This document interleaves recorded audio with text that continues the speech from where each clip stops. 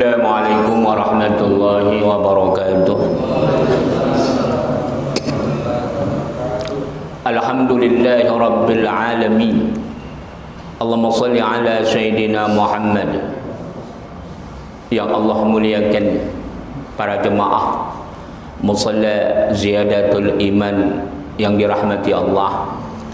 Alhamdulillah, insyaallah malam yang berbahagia ini kita meneruskan kajian fikih perbandingan mazhab Ahlussunnah wal Jamaah. Namun kita tetap memakai kawaid dan manhaj mazhab imamuna al-Imam Syafi'i. Mari sama-sama kita membacakan ulumul Quran.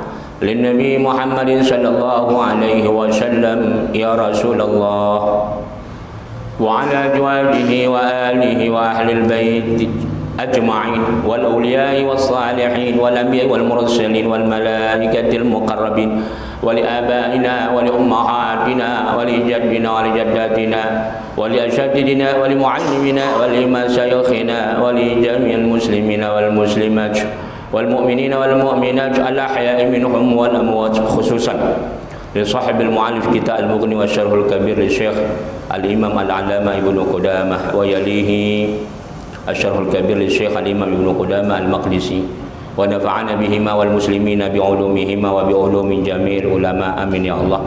Ya Allah, ya Tuhan kami, berilah keberkahan kepada kami di dalam majelis ilmu ini, di dalam majelis kitab fikih ini. Kiranya bermanfaat kepada kami, keluarga, anak maupun keturunan kami.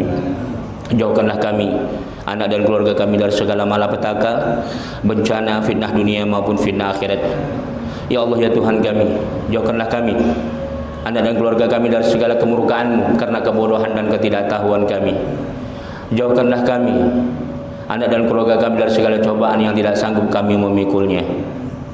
Jauhkanlah kami, anak dan keluarga kami, dari segala gangguan, tipu daya muslihat, baik yang datangnya daripada golongan jin maupun manusia. Ya Allah, ya Tuhan kami, anugerahkanlah nikmat kepada kami, anak dan keturunan kami, menjadi imaman lil muttaqin, menjadi pemimpin bagi orang-orang yang bertakwa. Anugerahkan pula keberkahan kepada siapa saja yang telah pernah berbuat baik kepada kami, khususnya mereka ya Allah yang ikhlas, yang istiqamah membantu perjuangan dakwah kami ini.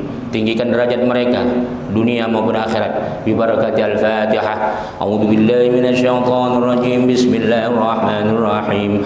Alhamdulillahi rabbil alamin arrahmanir rahim maliki yaumiddin. Iyyaka na'budu wa iyyaka nasta'in. Ihdinas siratal mustaqim. Siratal ladzina an'amta 'alaihim ghairil maghdubi 'alaihim waladdallin. Amin. Alhamdulillah.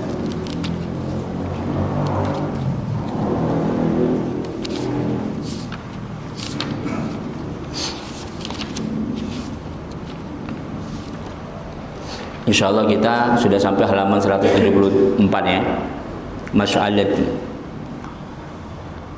Masalah yang di bawah itu. Qala wa man lam yaqdir ala sitrul aurah.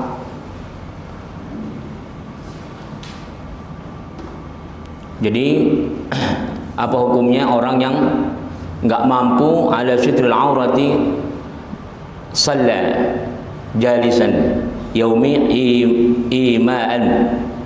Orang yang enggak mampu menutup auratnya ketika salat, maka dia boleh salat duduk dengan membungkukkannya. Salat maksudnya dia duduk agak menutup badannya begitu.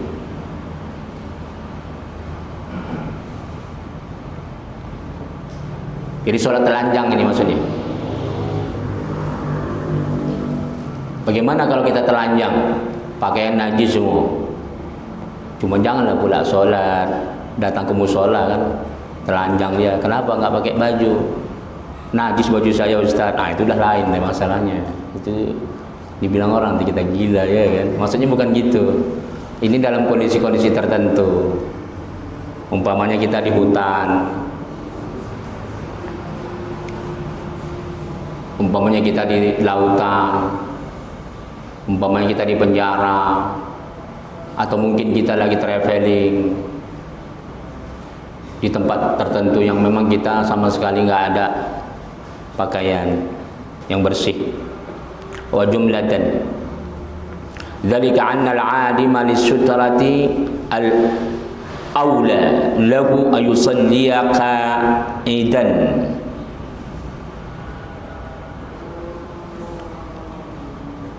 Jadi disimpulkan, kita salat itu menutup yang belakang itu, maksudnya dubur kita itu ya, itu lebih diutamakan. Lahu baginya ayusalli qa'idan,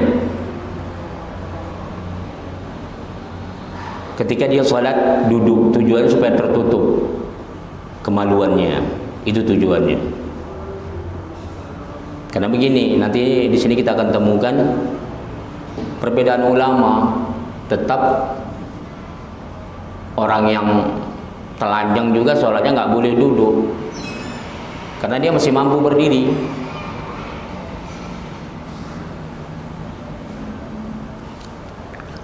Ruwaya dzalika an Ibnu Umar, ada diriwayatkan yang demikian itu bersumber daripada Ibnu Umar. Wa qala bihi Atha, begitu juga ada disebutkan oleh Al-Atha wa Ikrimah wa Qatadah wal Auza'i wa ashabur Ra'i. Jadi sebenarnya Al-Auza'i termasuk ini mazhab tersendiri dulu ya di Baghdad, mazhab Ahlussunnah, cuma tidak berkembang besar. Wa ashabur Ra'i ini juga orang-orang Baghdad.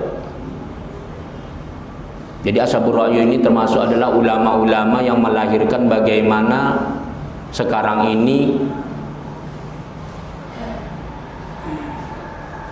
orang-orang yang bisa berpikir tasamuh, ulama-ulama yang cemerlang, melahirkan para ulama filosof. Makanya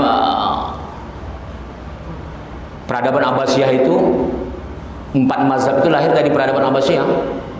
Termasuk para filosof, kita katakanlah Ibnu Rushd, Al-Kindi, Ibnu Sina, Hayy bin Yaqzan, dan banyak lagi, termasuk Imam Ghazali yang belakangan. Jadi peradaban Abbasiyah itu luar biasa. Makanya Ashabur Ra'yu ini ulama-ulama bukan berarti dia sempat memakai akal saja, tidak. Jadi nanti pernah dikenal ada istilah madrasah Madinah dan madrasah Baghdad. Madrasah Madinah ini ulama-ulama yang mereka lebih suka kepada tekstual. Disebut dengan ahlul hadis sebenarnya mereka. Cuma hati-hati, orang-orang Salafi atau Wahabi atau sebelumnya, jauh sebelum itu kita kenal ada istilah Al-Khawarij. Jangan sampai ini disamakan. Tahu madrasah Madinah yastambituna bi zawahirin nusus. Cara berpikir ahlul hadis madrasah di Madinah itu dalam peradaban Islam, mereka lebih suka mengistimbatkan hukum, mengambil sebuah kesimpulan hukum dari Quran dan Sunnah secara tekstual. Cuman ini jangan sampai disamakan. Jadi ini sempat terjadi polemik di Mesir akhir-akhir ini, karena memang seorang Syekh Al-Azhar, Grand Syekh, kepala dari seluruh Syekh Al-Azhar itu memang gak sembarangan boleh ngomong kan gitu. Bagaimana tanggapan dia tentang masalah Wahabi? Dia mengatakan mereka ahlul hadis. Ribut semua. Ulama-ulama semua protes. Maksudnya yang dimaksud dengan ahlul hadis itu bukan berarti mereka sama kayak Imam Bukhari, Imam Muslim, Imam Tirmidzi, bukan itu. Madrasatul hadis. Dalam peradaban Islam, madrasatul hadis itu yastambituna bizawahirin nusus. Mereka lebih condong dalam memaknai teks Al-Quran dan Sunnah itu secara tekstual. Contoh, ada hadis mengatakan begini: Man taraka salata muta'ammidan faqad kafara bihara. Barang siapa yang meninggalkan salat dengan sengaja, kafir tulen. Tetangganya nggak salat, kafir lu. Ini kacau nih. Ini sekarang kita dihebohkan ini dengan pengajaran teroris di Sulawesi. Allahu Akbar. Udah. Jadi ashabur ra'yu itu itu tidak, dia Quran dan sunnah itu berlaku di sana ijma' dan qiyas, sehingga akal dan pikiran tidak hanya memahami tekstual, tapi juga mereka harus ada di sana takwil dan tafsir. Ya, tidak monoton, tidak saklek gitu lah. Makanya ulama-ulama Baghdad itu, peradaban Abbasiyah itu memang luar biasa. Itu memang mengukir sejarah, bisa dikatakan disebut dengan Renaissance Islam, izdihar fil hadarah Islamiyah.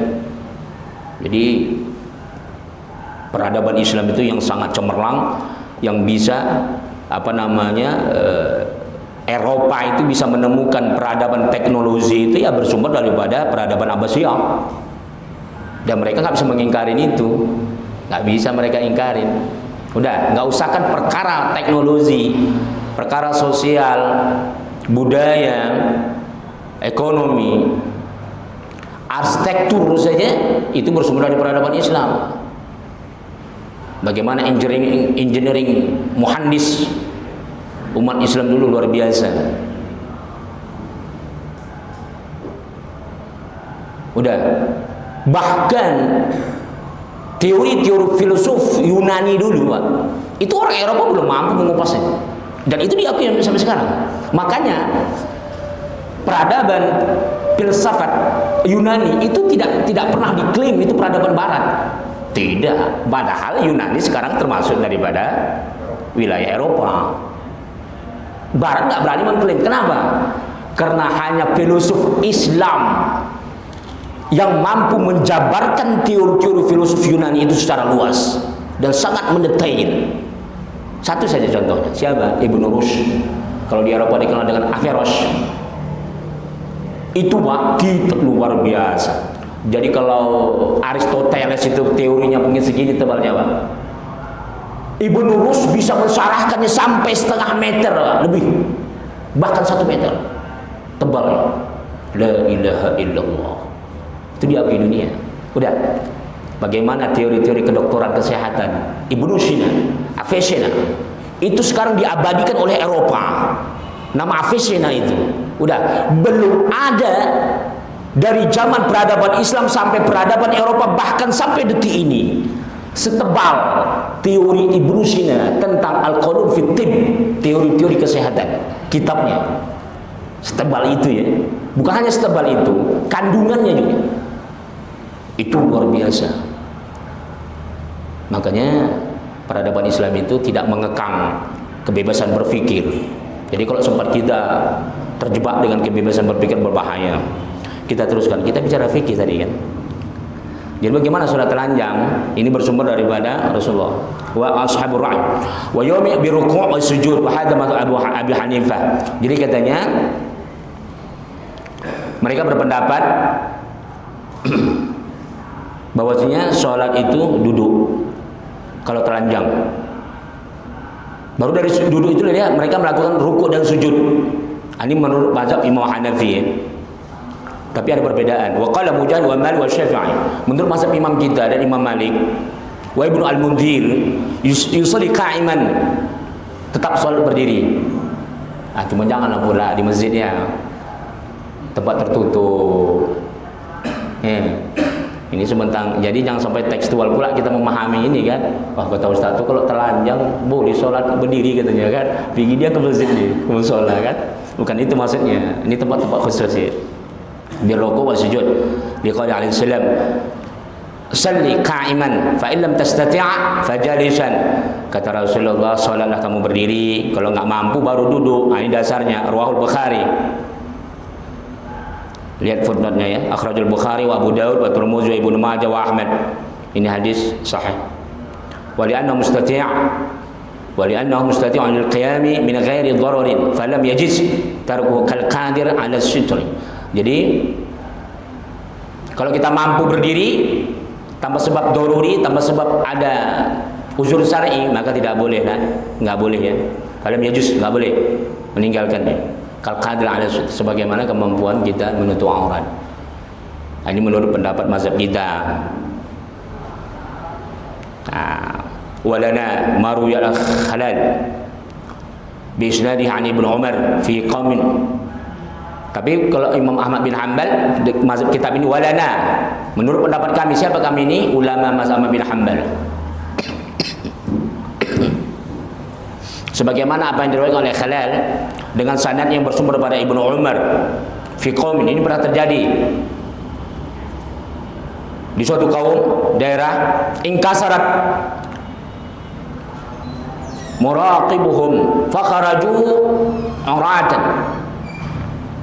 Jadi dulu ternyata ada satu kaum kapalnya pecah, Pak, perahunya, Pak. Kalau mereka keluar dari perahu tadi itu telanjang semua, tak ada pakaian, di pantai. Jatuh waktu sholat, datang waktu sholat, qala yusalluna julusan yawmi'una ima'an bi ru'usihim. Jadi karena dianjurkan sholatlah mereka sholat duduk dengan membungkukkan kepala mereka. Walam yangkil khilaf, dan ini tidak ada terjadi perbedaan katanya pendapat. Tidak ada dinukil hadis ini, pernyataan ini ya, perbedaan. Wali anna sutra akidun minal qiyam bidalil amrain. Jadi katanya karena menutup aurat itu lebih dikuatkan daripada berdiri. Ada dua sebab perkara mengkuatkan sholat duduk bagi orang yang telanjang. Pertama, annahu la yasqutu ma'al qadrah bihalin wal qiyam yasqutu fin nafilah. Jadi dia tidak terputus sebab kemampuannya dengan kondisi wal qiyamu yasqutu fin nafilah. Sementara kalau berdiri itu dalam rukun sholat itu dia terputus kalau memang sholat sunnah. Sementara ini tidak. Tapi ini yasqutu ma'al qadrah, kemampuannya bihalin dengan kondisi tertentu. Jadi kalau dia telanjang, kalau dia sholat berdiri, dikhawatirkan tak sedap dipandang. Itu makanya dianjurkan lebih bagus duduk. Yang kedua, wathani annal qiyam yakhtassu shalah. Berdiri itu rukun salat merupakan khusus untuk salat. Wa sitrun yujibu fiha wa fi khairiha. Rukun berdiri itu, qiyam itu khusus hanya untuk salat. Sementara wasitrun menutup aurat itu diwajibkan di dalam salat wa fi khairiha, fiha wa fi khairiha, di dalam salat dan di luar salat. Berarti lebih kuat. Itu ya. Fa idza lam yakun budda man taraka ahaduma fataraka akhaffihima aula min tarki akidihima. Maka apabila katanya, di mana kita harus bisa melihat mana yang lebih baik kita tinggalkan di antara kedua, kita cari yang lebih ringannya. Karena kalau berdiri pasti terbuka dua katup itu kan. Iya. Nah, ini bagaimana? Sementara mazhab kita mengkuatkan ini, mengkuatkan yang berdiri. Makanya nengok sikon.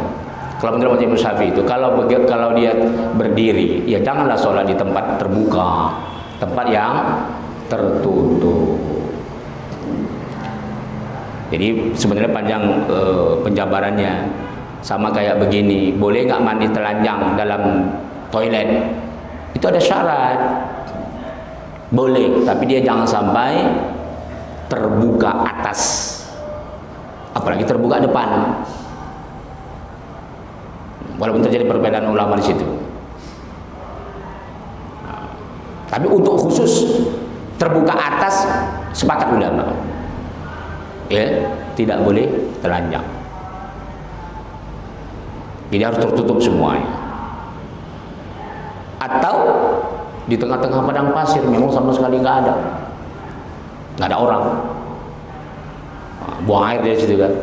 Tiba-tiba datang satu orang naik unta, itu kacau gitu.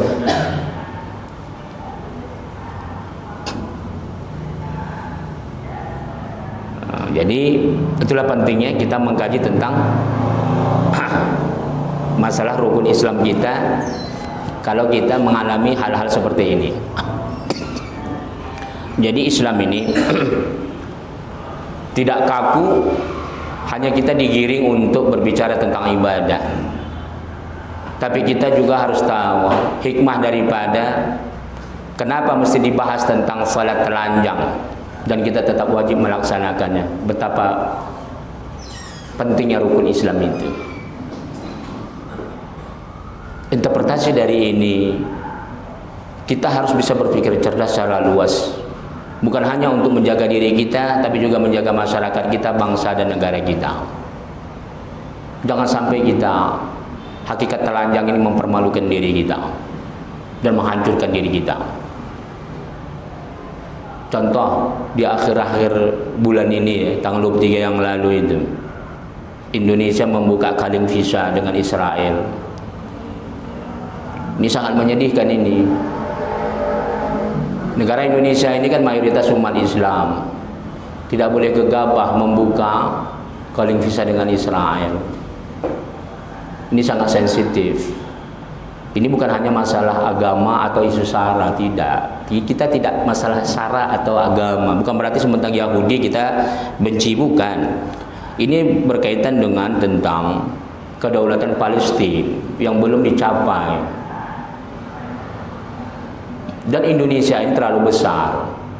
Kita belum mampu memfilter Zionism dan Badan Intelijen Mossad, termasuk Badan Intelijen Israel yang lainnya. Hati-hati, negara Arab yang sudah ribuan tahun mereka hidup sama ras Yahudi, mereka sering kecolongan. Kita sampai sekarang belum punya tawaran yang kuat untuk kita membela Palestina. Udah, penyakit Yahudi berbahaya. Amerika, sekali beramerika saja nggak mampu mereka memfilter kekuatan Zionism. Kita khawatir nanti mereka kalau masuk di sini mengatasnamakan calling visa, Pak. Mereka bisa bergerilya untuk mengacaukan negara kita. Orang-orang teroris Indonesia ini, Pak, itu bisa dibayar dengan mereka yang akhirnya memfitnah kita sama kita sendiri. Udah, itu pernah kejadian, Pak. Sengaja dia bayar orang Yahudi yang ahli ilmu Islam, orang Baghdad, orang Arab asli, Pak. Maaf, maksudnya gini, rumpunnya dia orang Yahudi asli, tapi orang Arab gitu loh, tinggal di kelahiran Irak. Itu dibayar mahal, Pak, pergi ke Amerika mengajar di masjid di Amerika. Apa yang diajarkannya? Tentang teroris. Bagaimana merusak pemikiran umat Islam di sana. Jadi kita nggak sembarangan. Apalagi Indonesia ini sangat subur. Artian subur begini, kita mayoritas umat Islam itu sangat empuk untuk mereka ingin hancurkan dari segala lini dalam tatanan sosial, budaya, dan politik. Mereka bisa tahawulaj, bermetamorfosis segala lini. Nanti Papua itu pun akan bisa dibikin panas sama mereka, ingin memerdekakan diri. Ingat, mereka sangat pintar. Mereka nggak langsung, Pak, terlibat untuk membuat kerusakan, tidak. Contoh, dia, Pak, bisa bayar siapa orang yang di sini kira-kira pemikirannya teroris. Itu dia cari orang, dia bayar orang pertama, orang kedua, orang pertama membayar orang kedua membayar orang ketiga untuk mengembangkan pemikiran-pemikiran yang keras. Belum lagi dari segi perdagangan dan sebagainya. Bayangkan, gak usah kan kita punya duta besar Israel, Pak. Duta besar Israel yang ada di Singapura saja kita selalu dibikin gerah. Jadi jangan beralasan kita ingin meningkatkan investasi atau kita ikut-ikutan negara Arab yang punya hubungan diplomatik. Ingat, negara Arab itu punya hubungan diplomatik karena memang ada akar sejarah. Mesir punya hubungan diplomatik karena itu mereka baru selesai perang perebutan Sinai dan perjanjian Camp David. Begitu juga negara-negara Teluk. Kalau kita bongkar kenapa mereka membuka itu, kita panjang kali waktu kita. Tapi kita belum bisa. Indonesia jangan sampai terjebak itu. Kita belum mampu. Kekuatan Israel itu dia akan bisa mengacaukan kita sama kita sendiri. Jadi kalau sudah mereka bebas masuk kemari, kita akan bisa disusupin dari segala lini. Ini sangat berbahaya. Kita belum mampu memfilter itu. Udah. Dia bukan hanya perkara teroris. Apa saja yang kita rasakan sekarang terjadi goncangan, Pak, sesama kita sekarang ini, itu dia bisa masuk di situ. Tapi bukan langsung dia. Contoh, Pak, mereka itu nggak bisa dideteksi. Oke lah, calling visa itu, Pak, itu kan pakai syarat itu. Itu kan betul-betul dipantau oleh negara, intelijen kita ikut memantau. Ya, Menteri Dalam Negeri, pokoknya semua lembaga strategi Indonesia memantau. Israel nggak bodoh, intelijen tuh nggak bodoh, intelijen Mossad itu. Mereka diakui luar biasa. Udah, mereka itu, Pak, hidupkan HP-nya, Pak, dia taruh itu di kantor. Intelijen kita kalau menyadap nomor mereka tahunya, oh ini mereka di sekitar Jakarta. Padahal mereka udah pergi ke Jawa Barat. Itu nggak dibawa, Pak. Udah, dia beli nomor, bukan nomor yang baru, Pak. Dia beli nomor itu nomor bapak, nomor orang masyarakat Indonesia, dibelinya dengan harga mahal. Kita nggak tahu. Udah, nomor kita itu digunakan dia kemana-mana. Dia bermanuver, bukan diri dia pribadi. Contoh, seorang intelijen itu kalau mau mengacaukan mushola ini, dia nggak langsung, Pak. Dia bayar Pak Parta, contohnya. Kasih uang begini-begini, kamu nggak usah lah kalau di sini lagi duduk. Kasih uang segala macam, kasih pekerjaan, yang penting jangan kemari lagi. Tapi bukan dia langsung, melalui orang pertama, kedua, ketiga. Dan orang itu yang dikenal baik. Bisa jadi Pak Haji Momon, umpamanya gitu ya. Dan Pak Haji Momon nggak tahu dari mana sumber uang itu. Ya 100 juta siapa yang nggak mau kan? Jadi gerakan bawah tanah mereka luar biasa. Bagaimana sekarang ini ya? Ini sekarang lagi dipanas-panasi referendum Papua dari media asing berbahasa Belanda. Udah, jangan silap, mereka bisa bermain di situ. Belum lagi kita sekarang rentan masalah perbedaan agama, perbedaan kelompok-kelompok agama. Paling mudah disusupin itu. Karena Zionisme itu sangat diakui dunia. Amerika sekali beramerika, maaf ya, Eropa dan Amerika itu dari segi budaya dan tatanan sosial tidak akan pernah mau menerima budaya Yahudi. Tidak. Tapi kenapa secara politik Amerika berani membela mati-matian Yahudi, Israel? Karena dia sudah terjebak dengan perjanjian. Sekitar tahun 1942 itu ekonomi Amerika mengalami kolaps yang luar biasa. Itu Zionisme berani memberikan tawaran ekonomi yang kuat, tapi dengan syarat politik mereka harus didukung. Maka jangan coba-coba, belum ada presiden Amerika yang berani membangkang dengan titah Israel.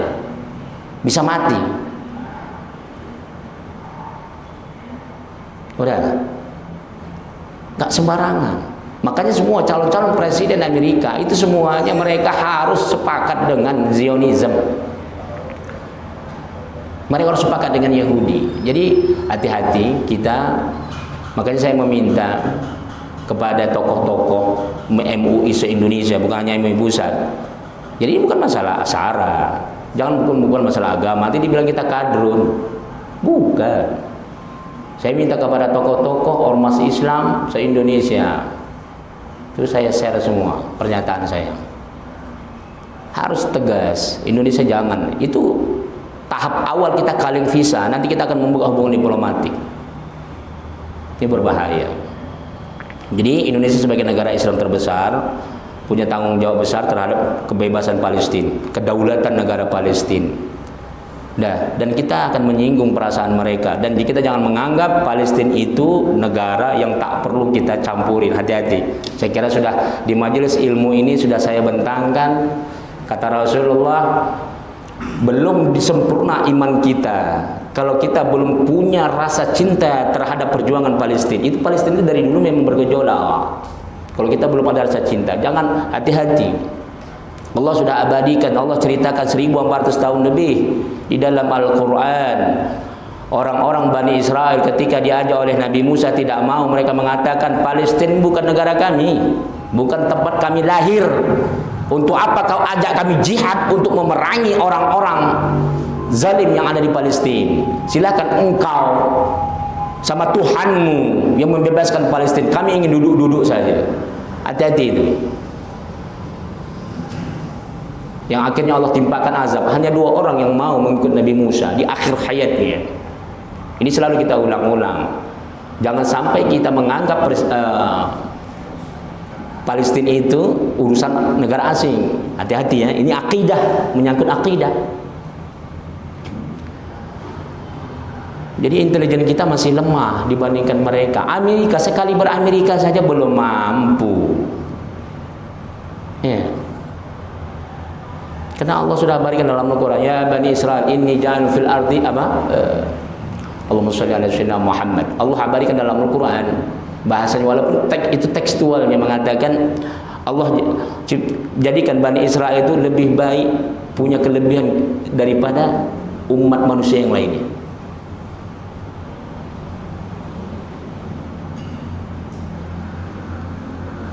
Punya kelebihan, keutamaan yang terbaik daripada umat yang lainnya. Tapi mereka akan terhina kata Allah karena mereka tidak beriman kepada Allah dan Rasulnya, dan mereka licik. Makanya ghadab al-maghdubi alaihim waladhdallin. Ibnu Abbas mentafsirkan, mentakwilkan maghdub, Allah itu murka kepada orang Yahudi. Waladhdallin, dhalun, sesat itu kepada orang Nasara. Itu ya. Jadi jangan kita hanya berpikir sesaat untuk kepentingan ekonomi. Saya kira 22 negara Arab, kalau kita cerdas diplomasi ekonomi, apa kita diplomatik, kita bisa meraup ekonomi dari situ. Tapi karena kita masih lemah, sehingga kita sekarang meraba, semua mau dicaplok, yang belum cocok kita untuk caplok, kita caplok semua. Disinilah kelemahan kita. Yang saya sayangkan, wakil presiden kita itu kan orang MUI, sudah tahu khitah undang-undang kita dari sejak zaman Soeharto tegas. Walaupun sebenarnya zaman Soeharto dulu tidak terang-terangan, tetap ada hubungan kerjasama dengan orang-orang Israel dari segi persenjataan. Tapi untuk terang-terangan seperti ini belum pernah itu terjadi. Kalau ini sudah terang-terangan. Jadi ini sangat berbahaya. Wallahu ta'ala alam bisawab. Silakan kalau ada pertanyaan. Insyaallah akan datang kita membahas tentang masalah ini ya, perbedaan masalah sholat telanjang ini. Ada pertanyaan? Fadhal. Silakan. Bagaimana hukum sholat tahiyatul masjid bagi orang yang memang dia ketika ada acara itu dia sibuk dengan bolak-balik keluar masuk masjid atau musola? Apakah dia cukup sekali dia ketika dia pertama kali datang, ataukah bagaimana pakai hukum sholat tahiyatul masjidnya? Terus yang kedua, sifat jelek diri saya pribadi itu bagi saya ketika kita berguru kepada orang lain, begitu melihat dia kejelekannya itu kita langsung ilfil kalau kita bilang. Misalkan seperti kita dibiasakan sholat tahiyatul masjid ketika kita memasuki masjid, serombongan ustadz ini dia datang masuk tidak tahiyatul masjid, dia langsung duduk. Nah itu ketika itu kita langsung ilfil. Terus kedua, ada beberapa hal yang membuat kita ilfil yang sebetulnya diwajib seperti wajib sunnah muakkad. Nah, akhirnya kita ilfil dengan guru itu. Apakah termasuk sifat buruk dalam hati saya? Itu dia. Alhamdulillah Rabbil Alamin. Allahumma sholli ala sayyidina Muhammad. Jadi salat tahiyatul masjid itu sunnah muakkad ya. Bahkan sampai Rasulullah SAW khutbah saja, sahabat yang masuk tidak boleh duduk dulu, suruh salat. Dan sepakat ulama makruh orang yang datang ke masjid dia tidak salat. Bagaimana kalau kita seperti itu udah lain, itu udah urf, udah ma'ruf. Kita umpamanya menghidang sebagai khidmat, keluar masuk ya nggak perlu, cukup sekali saja. Berbeda kalau umpamanya urusan yang berbeda. Jadi kalau itu sudah dianggap sekali itu sudah, karena dia kan memang ta'alluq dengan perbuatan yang memang berkaitan khidmat di sini. Jadi nggak perlu lagi tikrar. Kecuali kalau dia memang memutuskan tidak kemari. Contoh dia udah baru dari sini habis itu pergi dia. Punya niat tentang yang lain, datang kemari lagi, niat yang baru. Nah, itu dia disunahkan tahiyatul masjid. Dan tahiyatul masjid jangan duduk dulu begitu ya. Jangan duduk dulu baru tahiyatul masjid. Kemudian tentang kita menilai umpamanya ada orang alim berbuat salah, nggak boleh kita langsung apa singkatan tadi ikfil. Jadi nggak mau dulu lah intinya. Jangan. Justru kita merasa bangga. Ya Allah, aku yang tak berilmu saja sudah mendapatkan ilmu. Betapa pentingnya tahiyatul masjid tak boleh ditinggalkan. Ini orang yang kelihatan alim ternyata tidak melaksanakan itu. Kita cari hikmah semua yang ada di pandangan mata kita. Jangan pernah sekali-kali kita merendahkan orang lain karena ilmunya. Cuman kita merasa bersyukur. Kita lihat ada orang alim ternyata tata cara sholatnya pun umpamanya salah. Nggak perlu kita rendahkan. Kita bersyukur, ya Allah, ternyata Allah berikan aku rezeki duluan mengetahui tentang itu. Sementara ini kiai yang sudah mengajar bertahun-tahun melanggar yang perkara yang tak baik. Contoh, itu dia ya. Kita bersyukur rezeki itu keberkahan namanya. Tapi jangan sampai kita merendahkan. Udah itu begini, orang alim itu Pak. Orang alim itu kadang-kadang ada berbuat sesuatu tanpa dia sadari atau sebab kena ada niat tertentu bagi dirinya. Boleh jadi dia duduk itu karena lupa. Boleh jadi, iya itu sering gitu. Kadang-kadang dia kena sibuk segala macam, nggak sadar lagi tuh. Lupa dia. Karena begini, saya pernah mengajar, belum pernah saya berapa tahun saya ngajar di Masjid Uswatun. Setelah sholat maghrib nggak sholat rawatib, ba'diyahnya sekali itu kejadian karena sibuk mau ngurus apa segala macam lupa, langsung saya buka taklim. Nah, itu kalau orang yang nggak ngerti pasti ini ustaz nggak rawatib katanya kan. Jadi kita jangan berprasangka buruk. Kemudian bahkan ada adab. Kalau kita berhadapan dengan orang alim ada adab.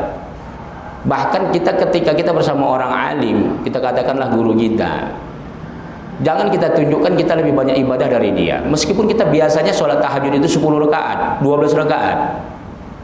Ternyata guru kita hanya 2 rakaat. Ya kita jangan menunjukkan terlalu banyak. Kalaupun mau banyak di belakang dia.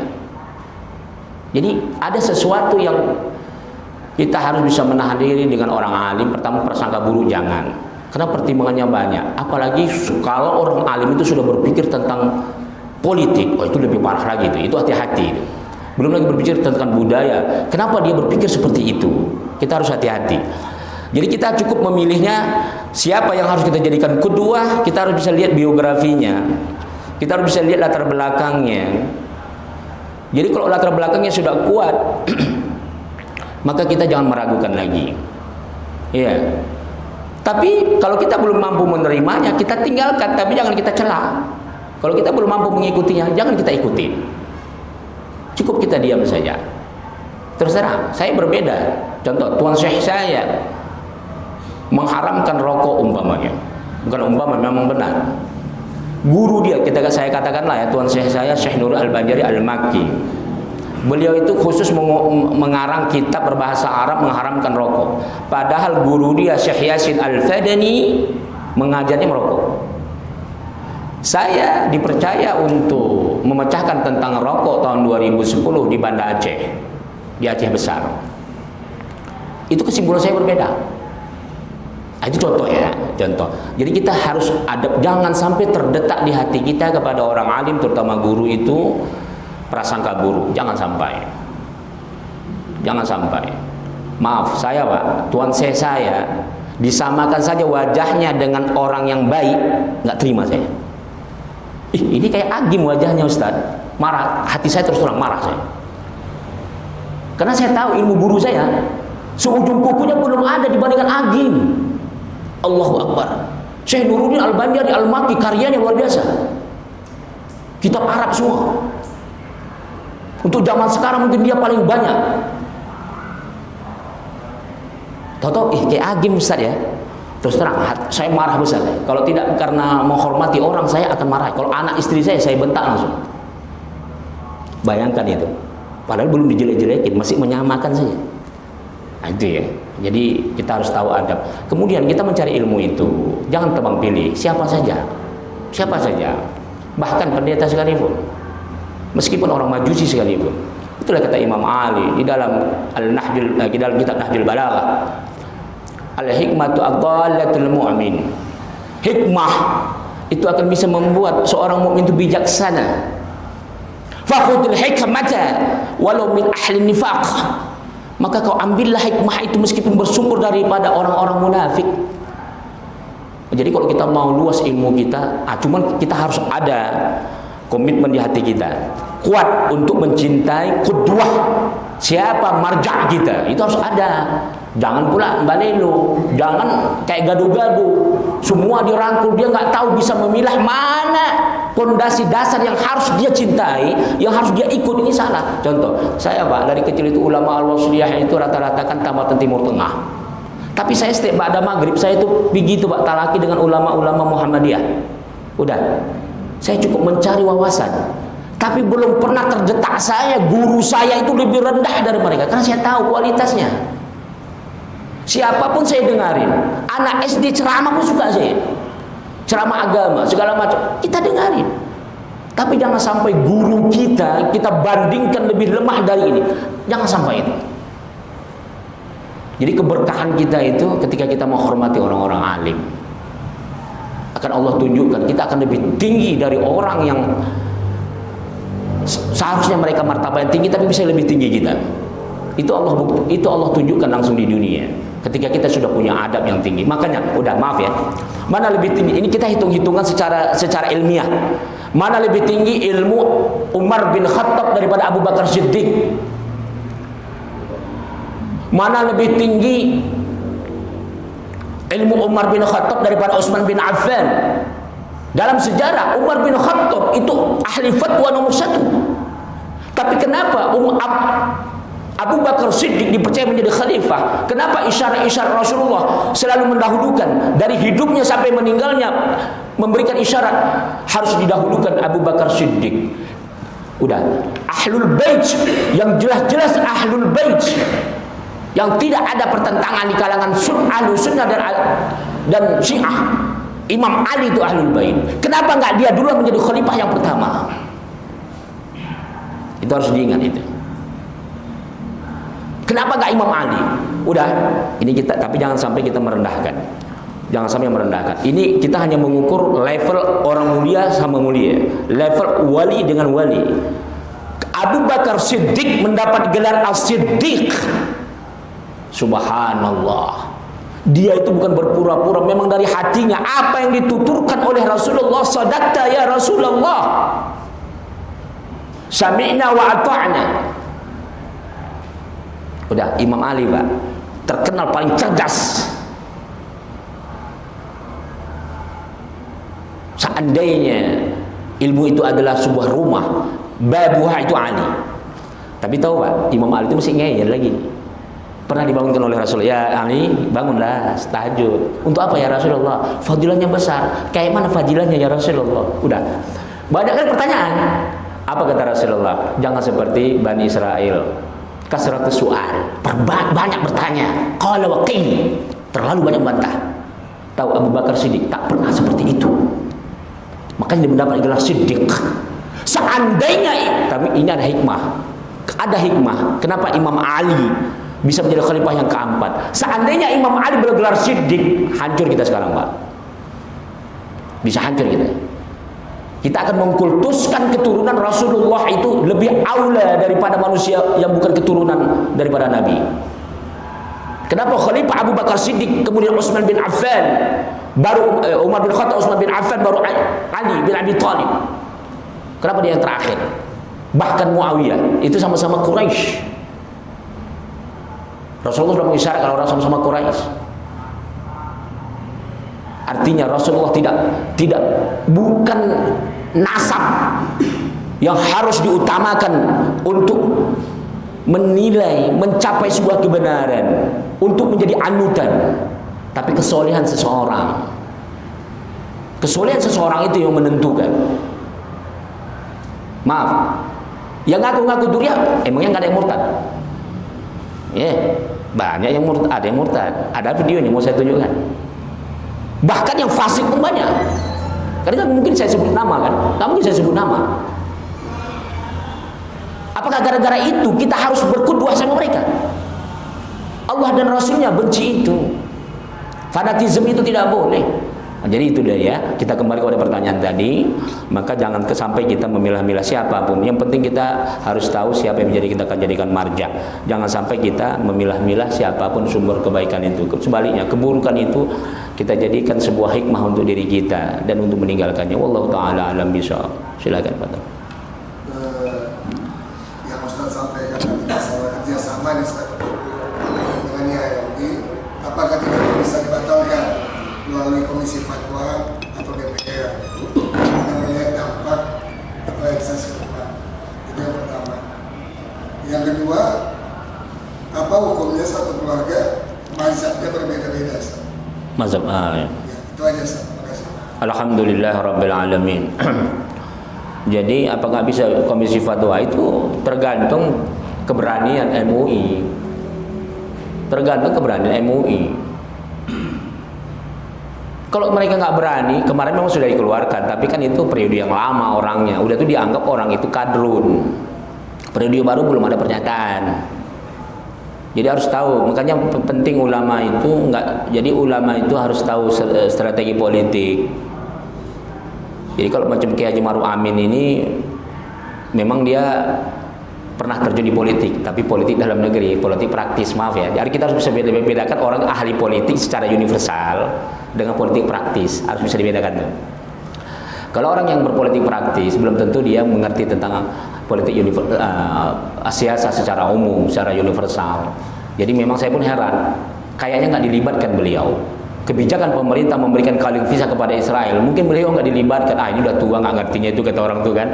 Apalagi kan PDIP yang berkuasa di sekeliling Jokowi kan, presiden kita yang kita cintai itu ya kan. Jadi wakil presiden udahlah nggak usah dikasih tahu gitu. Ini yang kita sayangkan. Makanya ketika wakil presiden sudah tidak mampu lagi terlibat di dalam manuver-manuver politik negara, maka lembaga-lembaga Islam seperti Ormas Islam, MUI terutama, itu harus bersuara keras, harus tegas. Tapi memang kita serba salah. Kemarin sebelum Munas memang kita MUI itu memang hancur-hancuran itu. Sehingga apapun yang mereka suarakan sudah tak ada betulnya. Maksud saya inilah pengurusan baru inilah. Struktur yang baru ini harus tahu bagaimana kemaslahatan strategi politik luar negeri dan dalam negeri. Apa efeknya? Efeknya sangat besar. Kita jangan hati-hati. Kita jangan sampai terjebak. Jangan sampai Indonesia dijadikan lahan oleh intelijen Mossad dan Zionism untuk mereka bermanuver menghancurkan umat Islam. Ini sangat berbahaya. Karena orang kita ini masih lemah. Budaya intelektual kita masih lemah. Lembaga intelijen kita pun masih lemah. Dari segi apapun kita masih lemah Indonesia ini dibandingkan negara luar maksudnya. Jadi kita jangan coba-coba untuk nimbrung. Tadi yang saya katakan, sekali beramerika saja mereka sudah terjebak dengan ikatan perjanjian dengan Israel. Itu dia ya. Jadi jangan coba-coba. Maaf, contoh sederhana saja. Cucu Ratu Elizabeth, anak pangeran Charles itu Pak, si Harry itu, ketika memakai simbol swastika, simbol Nazi, itu Pak dianggap menyinggung Israel. Bayangkan sekelas Inggris saja ketika hanya memakai baju simbol swastika itu ribut Pak. Akhirnya minta maaf tuh Inggris. Bayangkan itu kekuatan Israel bisa sampai menyentuh Eropa sekarang. Dia pakai Amerika. Jadi siapapun presiden Amerika harus tunduk sama dia. Kita nggak usah kan kita bisa mengalahkan Israel. Kita dengan diplomatik dengan China saja kita masih kalah. Dengan China yang sama-sama pesek hidung kita masih kalah Pak. Dengan Singapura kita Nego tawar diplomatik saja kita kalah dengan Singapura. Padahal negara kecil. Apalagi dengan Israel yang mereka sudah berkuku dari tahun 1700-an itu Zionisme sudah bergerak di seluruh dunia. Dia pakai itu Rusia dulu, Uni Soviet, Amerika. Ketika hancur Uni Soviet, dia sekarang mempertahankan Amerika dan Inggris, termasuk negara-negara Eropa yang lainnya. Itu dia. Jadi jangan sampai ini. Itu makanya kita harus hati-hati. Untuk sementara jangan. Bukan berarti kita untuk sementara dengan Israel jangan. Kecuali sudah merdeka Palestina. Sebelum merdeka Palestina secara mutlak sebagaimana negara-negara yang sudah berdaulat di dunia, itu baru kita bisa berpikir kembali. Itu dia. Bukan berarti kita kaku. Kita tidak itu karena Yahudi, karena isu Sara. Bukan. Ya. Karena kalau kita kupas malam ini tentang strategi politik Timur Tengah, nggak habis. Oke, yang terakhir apa tadi? Masalah satu keluarga berbeda mazhab. Sekarang mazhab lagi di Ahlus Sunnah wal Jamaah, tidak mengapa. Tapi dengan syarat harus konsisten, ya. Jangan sampai ngaku mazhab Ahmad bin Hambal, tanya kitabnya mana, tak tahu deh kitabnya, ya. Ikut-ikutan aja, nggak berkunut, orang nggak berkunut. Siapa gurunya yang mengajarkan mazhab Ahmad bin Hambal? Nggak tahu dia. Tahu dia guru dia yang mengajarkan di masjid-masjid saja. Ini berbahaya. Ini nanti akhirnya terjadi ini malah justru merusak amalan-amalan ibadah sehari-hari. Terjadi pertengkaran. Contoh, satu mengatakan bid'ah tahlilan, satu enggak, akhirnya satu keluarga bertengkar. Bagaimana kita bikin tahlilan ya untuk orang tua kita telah meninggal? Jangan bid'ah katanya. Bahkan dia melawan ibunya. Ayah kamu nak sudah 40 hari ini, kita sedekahlah mengatasnamakan ayahmu bikin tahlilan. Jangan mak, jangan bu. Bid'ah gitu. Ini kan kalau begini inilah yang bahaya nih. Jadi kalau ketika ilmu sudah nggak ada, jadi bukan masalah perbedaan mazhabnya, bukan masalah perbedaan mazhab. Memahami agama yang dengan ilmu yang belum mumpuni, inilah yang menyebabkan terjadinya kehancuran. Makanya kalau kita mendoktrin anak kita itu sebelum dia berakal, nggak boleh berbeda mazhab. Makanya saya nggak akan pernah mengajarkan perbedaan mazhab dengan anak SD sampai SMA. Jangan. Makanya madrasah terus kita, madrasah khasah kita harus mazhab Syafi'i dulu. Saya saja mendalami mazhab Syafi'i 12 tahun, Pak. 12 tahun saya. Itu kitab Arab asli itu. Kecuali kelas 1 ibtidaiyah, kelas 2 Arab pegon, Arab Melayu. Kelas 3 sudah Arab asli sampai Al-Qismul Ali. 12 tahun buat satu mazhab. Karena banyak sekarang sarjana-sarjana yang tamatan dari Universitas Islam itu amburadul cara berfikirnya, cara mentarjih. Apa yang dikatakan tarjih? Taqwiyatu ahadud dalilain liya'malan bih. Bagaimana dia mentarjih, mengkuatkan ada dua perbedaan pendapat atau dalil. Bagaimana memilih dua pendapat ini yang lebih kuat, yang lebih layak. Itu kalau dia dari kecil tidak terbiasa dengan punya basic satu mazhab dulu, kacau ini. Rusak ini. Akhirnya gaduh-gaduh, semuanya boleh. Yang penting ini ada kaul mazhab, semua boleh. Semua boleh. Menurut Imam Hanafi kan kawin perempuan boleh mengawinkan dirinya, nggak perlu pakai wali. Boleh katanya. La ilaha illallah, hancur kita. Menurut mazhab Imam Syafi'i, anak zina boleh kawin sama ibunya. La ilaha illallah. Ini bahaya ini. Dia belum bisa mentarjih. Inilah yang berbahaya itu. Yang penting dia asal baca saja. Apalagi sekarang ada buku terjemahan kan? Itu dia. Jadi perbedaan mazhab pada dasarnya tidak masalah. Tapi kalau yang saya tahu perbedaan di Indonesia ini bukan mazhab, memang berbeda cara belajarnya dan memang basic ilmunya tak ada. Akhirnya berantem sesama keluarga ini beradik, ya kan? Gara-gara mau nyolatkan mayat ayahnya pun berantem orang tua. Jangan diziarahin, jangan lewat baik. Teman saya, Pak, saking kerasnya, udah sampai belajar ke Timur Tengah pun, seumur hidupnya nggak pernah menziarahin ayahnya. Bidoah katanya. La ilaha illallah. Ya udah, orang kayak gitu nggak perlu diajak debat. Itu aja ya. Wallahu taala alam bisawab. Bi barakatil Fatihah. A'udzu billahi minasyaitonir rajim. Bismillahirrahmanirrahim. Alhamdulillahirabbil alamin arrahmanir rahim maliki yaumiddin. Iyyaka na'budu wa iyyaka nasta'in. Shiratal mustaqim. Shiratal ladzina an'amta 'alaihim ghairil maghdubi 'alaihim waladdallin. Amin. A'udzu minasyaitonir rajim. Bismillahirrahmanirrahim. Allahumma ij'al hadzal majlis barakatan wa mubarakah wa ba'id alaina fitnatan minad dunya wal akhirah. Walhamdulillahi rabbil alamin. Assalamualaikum warahmatullahi wabarakatuh.